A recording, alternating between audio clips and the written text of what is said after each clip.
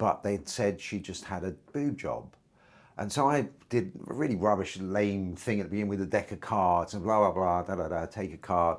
What card is that? And she said the 3 of clubs. Is it really the 3 of clubs? Because I don't want the audience to think there's anything false between us. And that was the beginning of the end.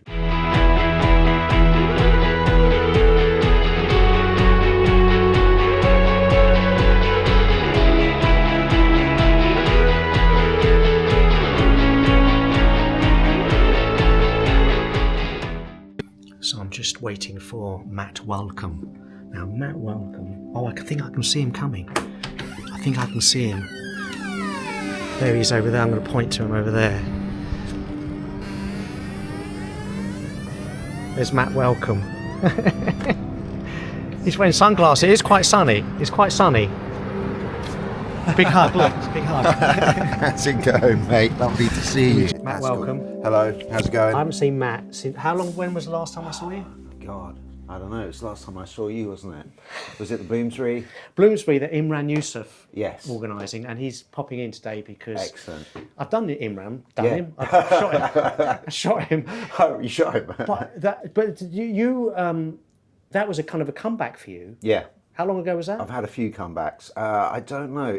I think that might have been just before COVID or something like that. Six it was kind of on your marks, get set, stop. And I came back, did some really nice gigs, and then COVID.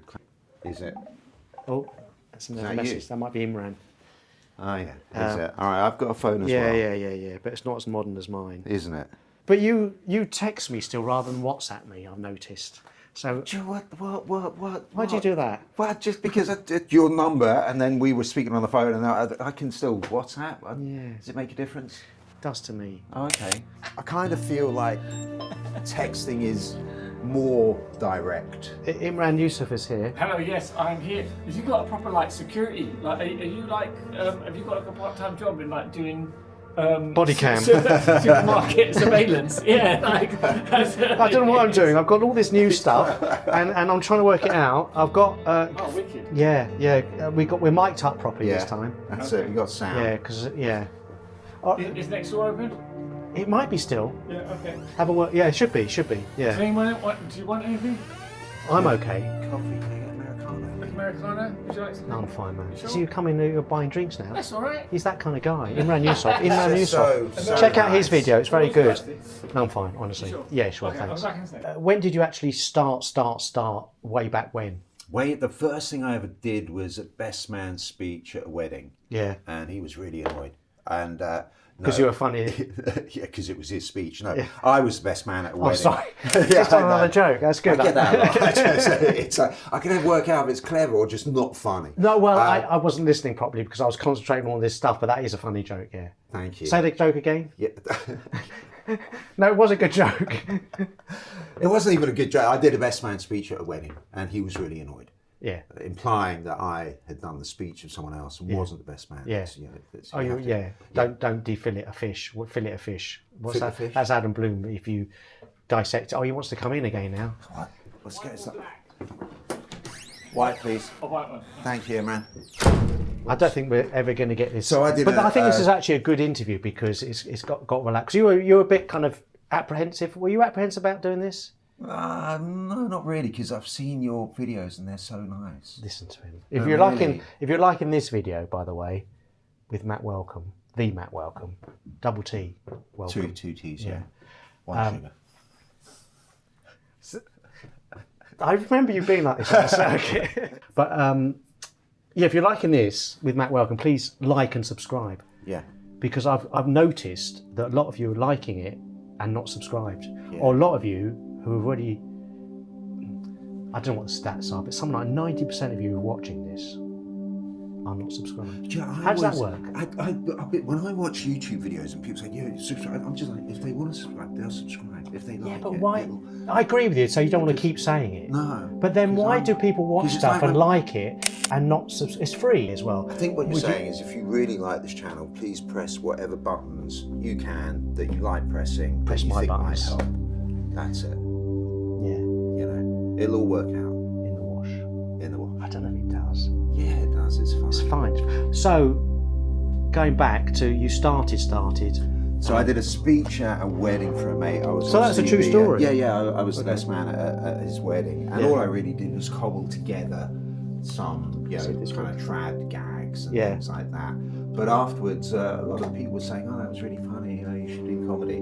Then I went to downstairs at the King's Head, which run by Pete Graham. A lot of people start there. A lot of people, and it's like one of the best comedy clubs in London, in the world, been going forever. I remember Pete saying to me once, "It's really annoying when someone tells you a good line because you can't use it," and they just had this backdrop done there, and this guy had gone on and said, "Good evening, ladies and gentlemen, my name's downstairs." So like they'd done the backdrop for him. Great line. Who did that line? I don't know. What a great line. I know. Yeah, just say, "Hi, my name's downstairs. It's a real pleasure to be here." That is funny. You can't use it once you've heard something like that. Yeah. And I hadn't seen live comedy before. Watched a lot on TV, and I watched the new material night, and I thought these people haven't really kind of rehearsed enough. So I went and put together some stuff, and I always over-prepare. And I had little flashcards, and I used to walk around. I would write it out in full, write it out in short, memorize it in full, memorize it in short, record it in full and short, and walk around listening to it. So I really knew the stuff, and I probably could have done my first sets from the front to the back because I'd linked them in my mind. And the first gig I ever did, I went overtime. I think I did 15 minutes, and you can hear it on tape because Pete's going, "Get off." Seriously? Yeah. But I had little cue cards. But that's usually people underrun when they first start. Yeah. But what year was that? Do you remember ish? God, no, million years ago. 30 odd. Yeah, it would have been before the 2000s, obviously. Let's get you in front of the camera. Okay. I'd like to do some shots of you.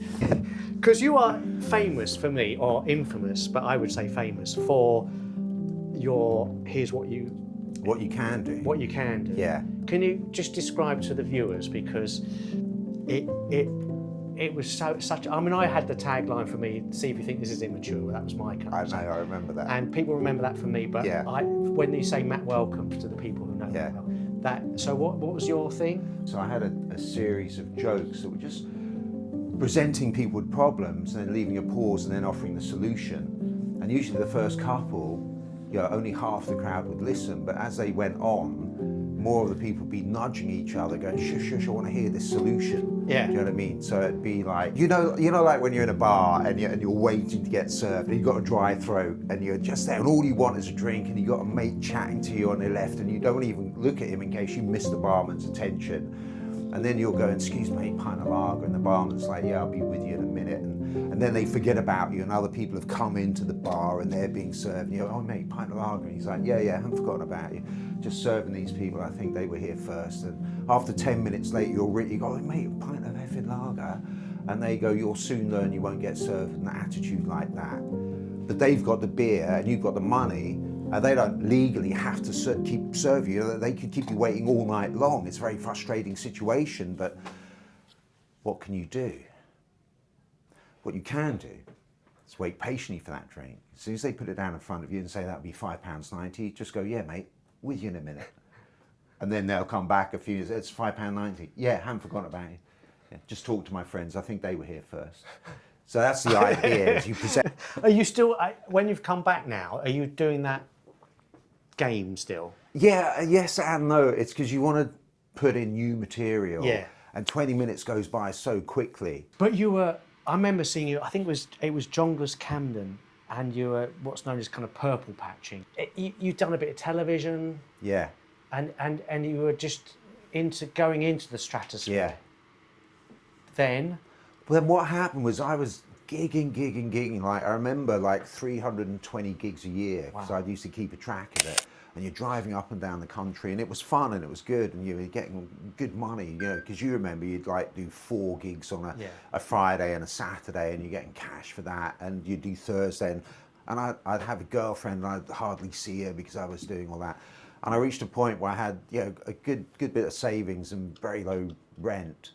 And I was driving along and I saw a load of sheep in a field and I thought, I don't know where this is going. Go on, yeah. They don't have to worry about next week or tomorrow or what they're going to do. And I've got this load of work that's unrolling in front of me. And I just wanted to stop and have nothing to do and take a year off and plan what I was doing next. And unfortunately, different things happened. And that stretched out to kind of 3 or 4 years, and I'd spent all my savings and had to come back again, but I wasn't even as relaxed as I was planning to be.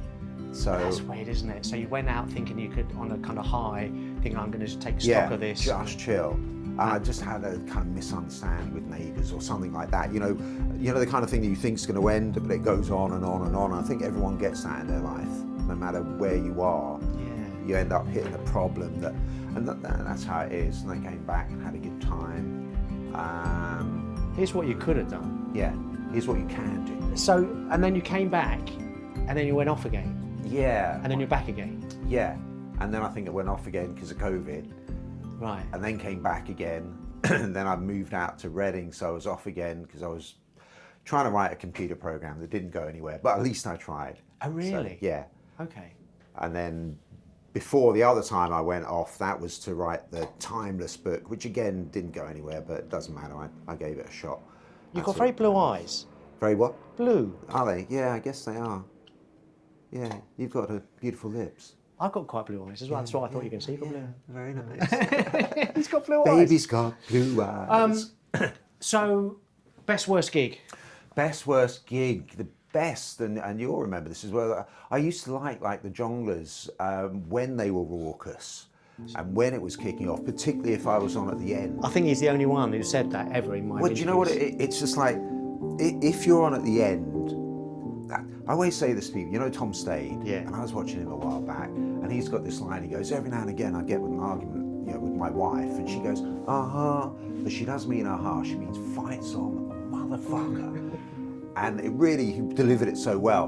And that attitude, so when you're in the green room and you're pacing around and everyone's had a kind of choppy time, but you're pre-warned and you're up to speed, you're match fit, and you're pacing around and you're kind of, right, let's go. And you can come out and just machine gun it out, because you know that if you give it 95%, it's going to be hard. Yeah, it'll be possible, but if you don't really commit, it's going to be very hard. It's going to be a very long 20 minutes. Yeah. I've done gigs where you look at your watch and like 20's gone already and you only started, and other times you look and the second hand's going like I've this. done so many like and that. you're like looking at it and Yeah. you're like 2 minutes have gone by. So I used to like that when, and the worst gig. So, but that was the best gig? Yeah. Or that's a general wash of best gigs? That feeling? So yeah, just a wash of nice ones. That's good. that That's a were, good you know, answer. Worst gig? Worst gig. How much time have we got on this? No. We've got time. I didn't like festivals, the big empty, well not empty, but open area with noise coming in from the edge. I think the worst one was a corporate one, and I think it was the kind of News International groups. Okay. And so corporates are often tense anyway. And I'm there, and before I went on, I spoke to some people to try and get some info, anyone in the audience, and Melinda's over there. And I'm Melinda who? I'm Melinda Messenger. She's just won this, that, and the other. But I didn't know who she was. You better tell the viewers who Melinda Messenger, because people of a certain generation would she know. was a newspaper model. Was she a page 3 girl? Yeah, I don't know. think so. Very, very, very beautiful woman. Yeah. And she'd done a lot of work for that newspaper group, and they were kind of celebrating her. Right. But I didn't know. I didn't realise. But they'd said she just had a boob job. And so I did a really rubbish, lame thing at the beginning with a deck of cards and blah, blah, blah, take a card. What card is that? And she said the 3 of clubs. Is it really the 3 of clubs? Because I don't want the audience to think there's anything false between us. And that was the beginning of the end. But that's funny. Yeah, well, it's... But why wouldn't they The just... consensus is that it wasn't. And seriously, from that moment on, it was... Then it was just kind of digging. And then I did the mistake of swearing too much, when you're on your back feet. And swearing is like a spice. You can do without it. A little bit helps. Too much will ruin it. But especially at a corporate. Yeah. Yeah. And almost, you can tell when there's clever, funny swearing, and there's just gratuitous. I'm on the back foot, hoping I can prop it up. And so I powered on, and if it's going badly, the best gags can sound like the worst gags. They can just incredibly late. And if it's going well, it's the other. And at some point, some guy said, "You're obviously not very funny, mate. Why don't you tell us a few things about yourself?" And That's was quite kind of helpful. yeah, it is, and I tried, and then that finished. I had to kind of phone up my agent and say, "Yeah, you're probably going to get a complaint tomorrow," and they did. And I didn't actually ask. Yeah. We said when, but not why you started. Not many people. Why did I start? I saw the new material downstairs at the King's Head, and I thought, okay, maybe I can do that to a reasonable standard. I was also working in computers at the time, obviously not in computers, far too big for that. There was a girl there who got quite ill. She was a friend of mine, and she got very, very ill in the end. And I remember kind of thinking, I don't want to end up just in an office forever. And I was doing a bit of comedy at the time, and it was starting to pay. And I think I was in the Adam and Eve pub, is that right, in London? Okay. Upstairs was a little pub, and it was a gig. I was just doing an open spot or whatever, and I did this open spot, but then they came out, "Oh, here's your money." I didn't even realise I was getting paid, and it was like 40 quid for 10 minutes. Yeah. I'm going, okay, 40 times 6, that's blah, blah, blah. That's quite good. And I realised, oh, you get paid for this. Yeah. And I quit my job. I should have been more subtle about it. And I committed to a year. And that first year was very good, purely because the market was so good at the time. I wasn't particularly good. There were a lot of good acts out there. The standard was high, but the whole scene was taking off. Now it's more of a struggle. Yeah. I think so. I think it's a. Do you find that coming back into it? Because obviously people don't know who you are. Yeah. With the clubs that what I do, and lots of people do, but the clubs don't. I find it hard writing the emails, like a begging letter. Please give Send me them a text. Send them a text. But that's the weird thing, isn't it? Or is it? Is that people can vouch for you, like Imran and me and lots of people. But it's people want to see footage, or they want to see. It's a different way of presenting yourself now. The only video I've got at the moment recent is from the backyard, because they got good cameras and stuff like that. As good as these? Yeah. Wow. Yeah. I'll have a word with them. But when you say, let's go back to the why. But did you grow up on comedy? Were you a comedy fan growing up? Yeah, I used to watch like all the old stuff, like Two Ronnies, and because I was thinking about this, you'd mentioned it, Dave Allen, Les Dawson, and there was quite a lot of comedy stuff. The Two Ronnies did, when I look at them now, so many sketches, incredible number of sketches.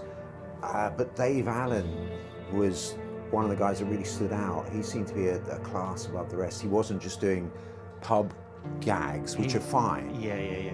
I love pub gags, but he had his own kind of a monologue at the end, or his jokes at the end. Flow. Yeah. And also Ronnie Corbett used to do those monologues. In between the sketches, he used to sit down in his chair. Yeah. Shaggy dog, and I remember I was in the producer's office, and I'm not saying it's big, but the red arrows were stuck to some flypaper in the corner, and just that visualization.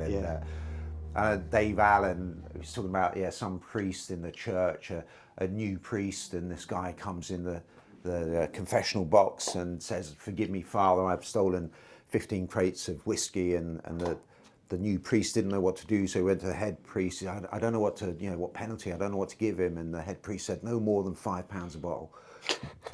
And hearing that joke and realising that behind that is this scam that the church have got on with the guy, and that's how he tells them what they've got, the whole thing, So within the joke structure, you're telling a story, you're going off on a tangent to get the laugh, but it's all there, isn't it? Yeah. It's the whole story. Yeah, the cleverness of being, that's what was going on behind that, But you're very, very good at that, taking people one way and way and then taking on the other, and that works as long as you can give people all the information very clearly at the beginning, and so you've got to carefully repeat certain words, make sure they've got the relevant points, and then deliver the punchline. Like as Adam says, you're either going to say something they're really expecting or the complete opposite. You mentioned Adam Bloom. Yeah. Have you read his book? I mean, yeah. Is it a good book? Yeah, it's a very good book. I haven't read it properly yet. Yeah, get the audio version. Does he speak it? I do a couple of chapters, and he's got a lot of people doing different chapters. Right. Like Ed Byrne, I think, and Matt Lucas, and have a look. But and it works really well because he's carefully picked people for each chapter. Oh wow! To do the kind of, and the bits that I've read, I wish I'd read before. Seriously? Yeah, yeah. But innately, I think you've got those. Yeah, way, you know, do you know what I mean? We're similar in that highly analytical sense. Yeah. But having someone spell it out. Right. And he does a whole section at the end of Bones' chapter on corporate gigs, and it makes you feel like, oh, I'm not alone.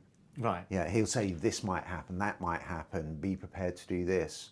And just hearing someone run through that, you're like, oh, okay, yeah, that's, be prepared. If you weren't doing stand-up, or even as a kid, did you have a dream job? It's tricky. I'd like to be giving talks on timelessness just for the hell of it. I might be completely wrong with what I'm thinking. On timelessness? Yeah. Because you went off and started doing stuff about time. Dan Kiltney said, don't get me started. Don't start talking about... Because I remember years ago when you started telling me about this book you were writing about time. But it fascinates you, obviously. But that's not a job. Is that a job? You can give talks that might work. But actual job-wise, I really don't know. I've often said, ironically, my one ambition is to be ambitious, and I haven't really got that ambition. But I don't know. I'd like to be traveling. I like, making stuff, building stuff.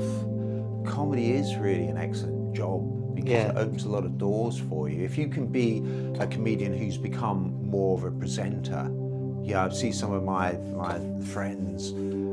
Kind of looking around, I think it's Tom Wigglesworth, is it? Yeah. And he was helping dismantle a 747, and because I think he's got a science degree or something. Really? And so if you can do something like that and you're just going around looking at things, having a laugh, then you get to see those things and get paid. And so it's comedy, really. Explore the world. It's your thing you want to do.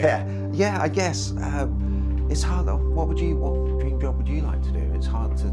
Well, I was obsessed with the guitar. I'd like to be a flamenco guitar player, which is still in the showbiz realm, but not quite in our realm of showbiz. But I got obsessed with magic when I was a kid. Yeah. So I wanted to do that, but that's in showbiz.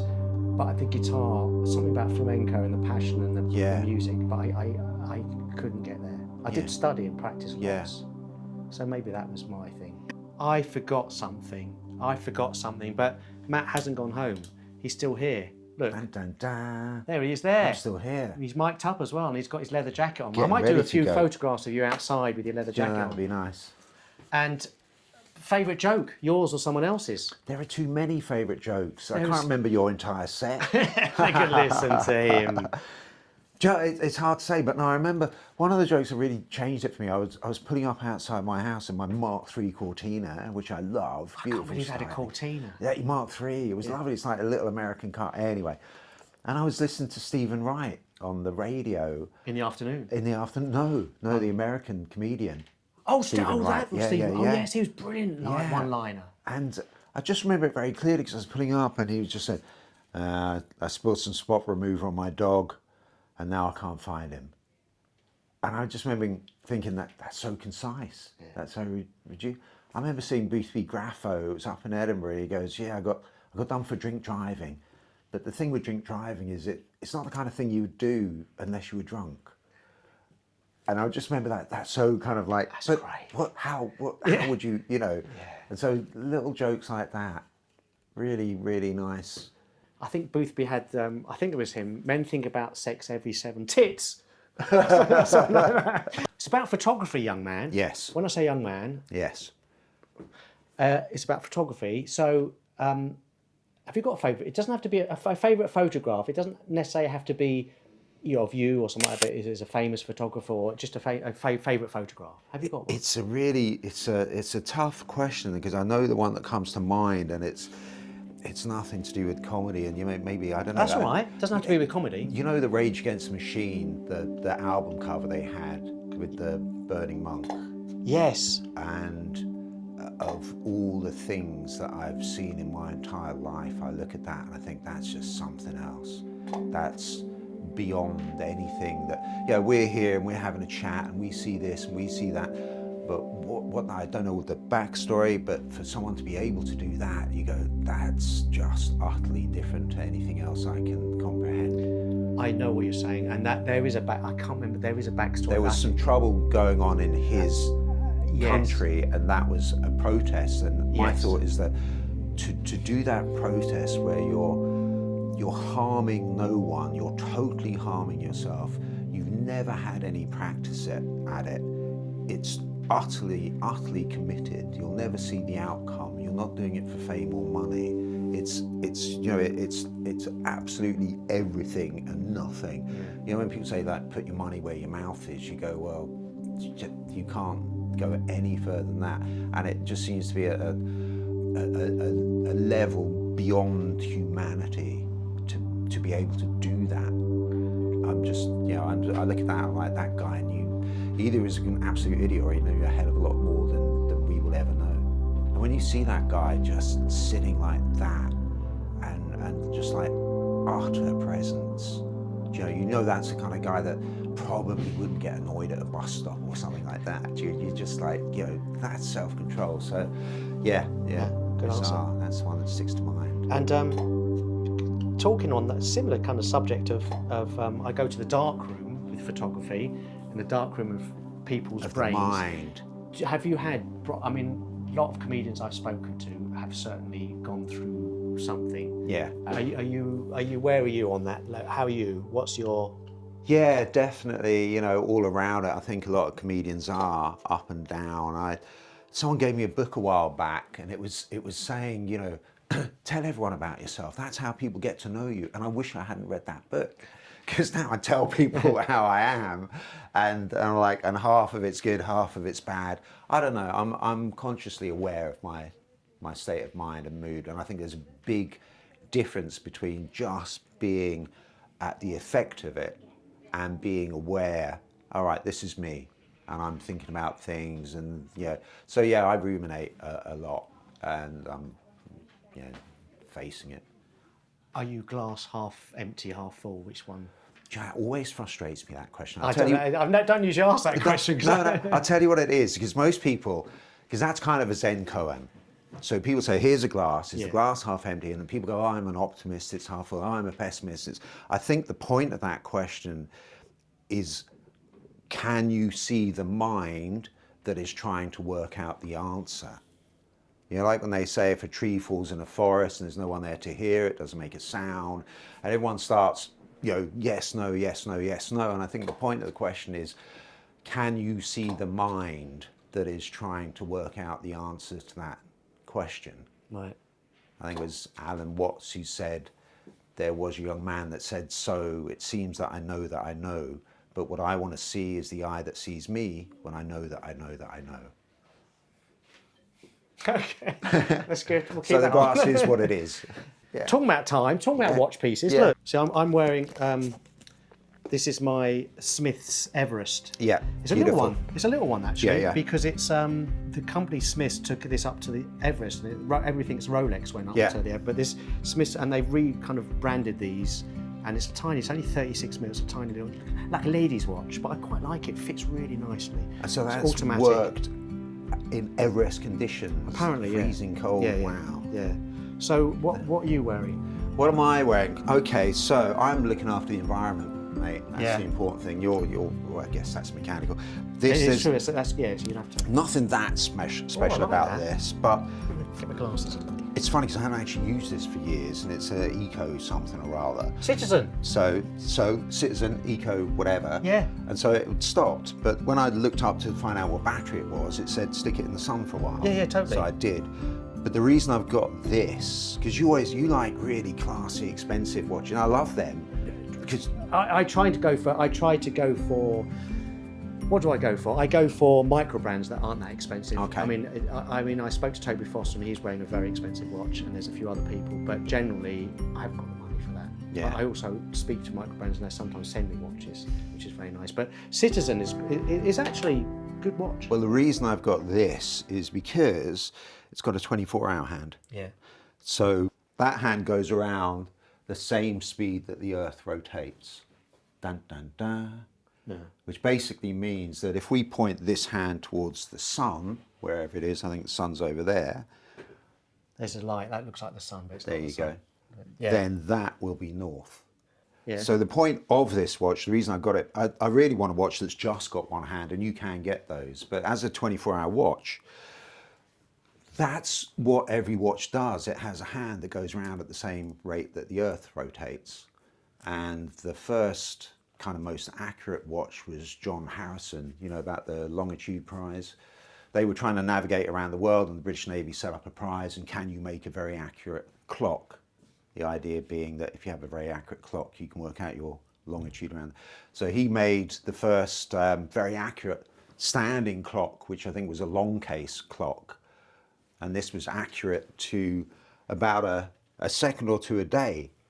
But the question is, Steve, how do you know that your clock is accurate to a second or two a day if you haven't got an accurate clock? But you're going into the time thing now that I was told not to do. Have you got a bit of advice? I have got a bit of. I was doing a gig, obviously a while back, and it was actually, I think it was in a big gym hall, you know, that kind of thing. Yeah. And it was all right, and I was pacing around and going through my stuff, whatever. And then I think it was someone from the audience was chatting. They went, "Oh, you're next, blah blah blah." And I said, "Okay, remember to enjoy it." And I was just kind of like, do you know what? With all the other stuff that's going on, you kind of forget that. And the point is that when you're there, you get this chance to. What I love about your comedy, Steve, is it's ridiculous. Thank you very much. But you know what I mean? Yeah. But it's just nonsense. And that puts you in this place where for a while you go, what are we all worried about? Joe, just the and they're all different styles. But for that 20 minutes you go, well, this was the whole point. This was why I sat in that car for so long. And to get up and go, right, let's just talk some rubbish for a while and have a laugh and be with the people and enjoy that thing for the hell of it, for the sake of it. So yeah, enjoy it.